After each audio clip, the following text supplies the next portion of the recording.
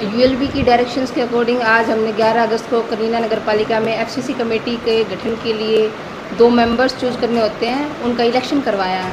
तो सहमति से बन नहीं पाए, इसलिए फिर हमने बैलेट पेपर के थ्रू इलेक्शन करवाया है। तो इसमें 4 पार्षदों ने नॉमिनेशन किया। एक वार्ड नंबर 3 से उषा कुमारी ने, वार्ड नंबर 4 से रेखा कुमारी ने, वार्ड नंबर 9 से नितेश गुप्ता ने और वार्ड नंबर 10 से किया है योगेश कुमार ने। तो इनमें से जो विजेता रहे हैं वो रहा है नितेश गुप्ता और उषा कुमारी, उन्हें 8-8 वोट प्राप्त हुए। और जो 2 पार्षद थे रेखा कुमारी और योगेश कुमार, उनको 7-7 वोट प्राप्त हुए। वोट 14 तो हमारे पास पार्षद हैं, इलेक्टेड पार्षद हैं और 1 प्रधान, टोटल 15 वोट डाले गए हैं। उसके अलावा हमारे पास 2 मनोनीत पार्षद भी हैं।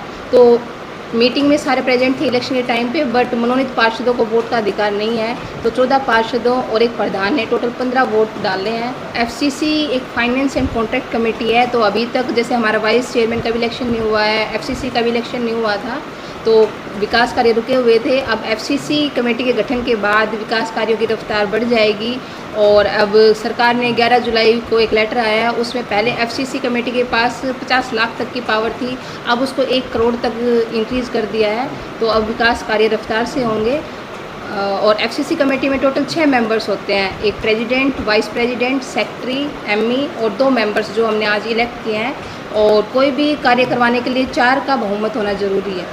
तो अब आशा करते हैं कि अब जो कार्य हैं वो थोड़ा रफ्तार से होंगे कनीना नगर पालिका के अंदर। नितेश जी, आज जो आपके नगर पालिका जो चुनाव हुआ है, इसके बारे में आप क्या कहेंगे? आपको भी कहाँ चुना गया है?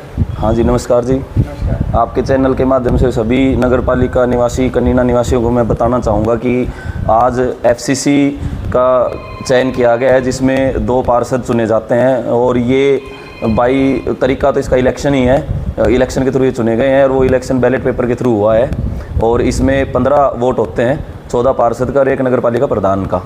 और इसमें 4 कैंडिडेट्स ने अपना नॉमिनेशन किया था, एक वार्ड नंबर 3, एक वार्ड नंबर 4, एक वार्ड नंबर 9 और एक वार्ड नंबर 10। वार्ड नंबर 3 से उषा यादव और वार्ड नंबर 9 से मैं नितेश गुप्ता को, दोनों को हमें 8-8 वोट मिले हैं। और बाकी जो वार्ड नंबर 4 से रेखा कुमारी जी और वार्ड नंबर 10 से योगेश कुमार जी, उनको 7-7 वोट मिले हैं। विकास कार्य को लेकर आपका क्या मुद्दा रहेगा? आपकी पहला मेन जो कनीना का जो मेन मुद्दा है जी, वो पानी निकासी का है। सबसे बड़ा जो मुद्दा है वो पानी निकासी का है कि जोड़ ओवरफ्लो हो जाते हैं, आगे कहीं निकासी है नहीं। बारिश के मौसम में अगर थोड़ी भी हल्की भी बारिश आ जाती है तो कुछ वार्ड तो ऐसे हैं जिसमें पानी घरों में घुस जाता है और 3-3, 4-4 दिन तक पानी निकलता ही नहीं है। तो सबसे बड़ा मुद्दा जी यही रहेगा, पहला जो मुद्दा है कि हम पानी की निकासी प्रॉपर तरीके से, प्रॉपर चैनल से करवा पाएँ।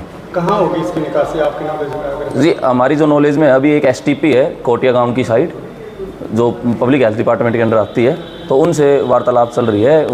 उसी चैनल के थ्रू हम ये पानी की निकासी करवाएंगे। और जिस प्रकार से युवाओं के अंदर जो बुरी आदतें आ चुकी हैं और नशा मुक्ति के ऊपर जी, नशा मुक्ति के ऊपर जो हमारा पुलिस प्रशासन है वो लगातार, जो एसएचओ साहब हैं वो लगातार हमारे से मीटिंग करते रहते हैं, हमारा साथ भी देते हैं। अगर हम उनको टेलीफोनिकली भी इन्फॉर्मेशन देते हैं कि भाई यहाँ कुछ बच्चे इस तरीके से ड्रग्स, अफीम, गांजा वगैरह यूज़ कर रहे हैं, तो हमारे एक फ़ोन पे उनके पास आते हैं। अगर कुछ मिलता है तो उनको सज़ा भी दी जाती है।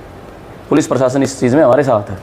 दूसरा जी, एक बड़ा मुद्दा जो चल रहा है कनीना का आज के दिन, डीएवी इंजीनियरिंग कॉलेज या डीएवी संस्था को 58 एकड़ कुछ ज़मीन दी गई थी 99 साल के लीज़ पे।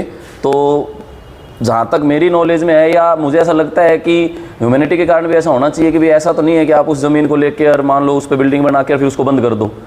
मतलब वो इतनी कीमती जगह है कनीना गांव की, और उस पर अब कुछ साल तो उन्होंने स्कूल चलाया, एकेडमी चलाई, इंजीनियरिंग कॉलेज चलाया, लेकिन अब काफ़ी कोविड से भी पहले से अब वो बिल्कुल बंद है, वो बिल्डिंग खंडर हो चुकी है। अब या तो नगर पालिका का देखो, अब अगर थोड़ा कोर्ट बात करते हैं तो वो उनके पास 99 साल का पट्टा है, लेकिन हम उस पर भी थोड़ी कार्रवाई कर रहे हैं कि अगर वो ज़मीन हमें वापस मिलती है तो जो भी, अगर मान लो ज़मीन की वजह से जो मुद्दे रुक जाते हैं, जैसे कोई मान लो स्पोर्ट्स कॉम्प्लेक्स हुआ, कोई बच्चों के लिए, देखो नशे, आप नशा मुक्ति की बात कर रहे थे, नशा मुक्ति एक ऐसी चीज़ है कि अगर मान लो आप बच्चों का माइंड डाइवर्ट करोगे ना तो ही उस चीज़ से हटेंगे, नहीं तो हैबिचुअल हो चुके हैं। छोटे छोटे बच्चे हैं जो हैबिचुअल हो चुके हैं, और वो करते भी क्या हैं, किसी बड़े भाई बहन से कभी 50 रुपये ले लिए, कभी 10 रुपये ले लिए, कभी 20 रुपये ले लिए, कभी 100 रुपये ले लिए, और वो लेते कुछ बहाना बना के हैं कि जी राखी है, मैं चॉकलेट खाऊंगा और ये खाऊंगा, और वो करते उससे फिर गलत नशा की साइड वो आगे बढ़ रहे हैं। तो जब तक हम उनको दूसरी डायरेक्शन में मोल्ड नहीं करेंगे तब तक वो नशे से दूर नहीं हो सकते। ऐसे धमकाने से कभी भी नशा मुक्ति नहीं चलेगा। तो अगर हम स्पोर्ट्स कॉम्प्लेक्स बना पाए, कोई अच्छा ग्राउंड बना पाए, अच्छे अच्छे स्पोर्ट्स इंडोर आउटडोर गेम्स बहुत होते हैं, अलग अलग बच्चे का अलग अलग इंटरेस्ट होता है, तो उस ज़मीन पे हम ये काम कर सकते हैं। और हम ये भी आशा करते हैं कि सरकार जल्दी वाइस चेयरमैन की डेट, इलेक्शन की डेट डिक्लेयर करे और हमारी फिर कमेटी कंप्लीट हो जाएगी, हमारा कोरम। Thank you.